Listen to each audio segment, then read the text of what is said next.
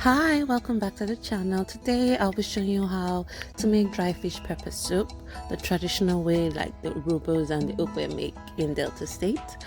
So kind of like my channel, give this video a thumbs up, share with your friends, and let's get down to it.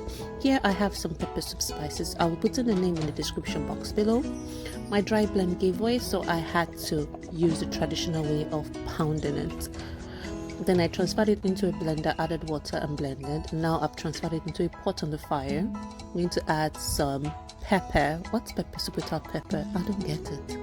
Now and some crayfish. And then I'm going to cover and allow that to boil out. Traditionally, whether you're making fresh fish or you're making chicken, Delta State pepper soup we do not add onion. Anyway, so I went ahead and added bouillon cube and then some salt. Now I'm going to give that a good stir, scooping all the spices that has gotten to the side into it.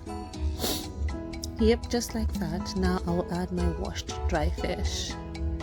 Yeah, then cover and allow it to like simmer for like another 10 minutes to ensure that it enters into the fish.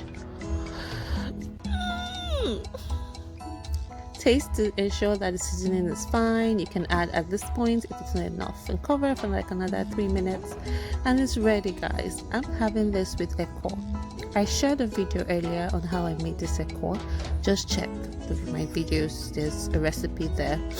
And you can have this with boiled yam and plantain with oil. That's how we do in Delta State. Or you can have it with ekor just like this, like the Igbos would do. So thank you so much for going on this journey with me. Oh my god, I know. Don't forget to click the notification button. Until next time, mwah.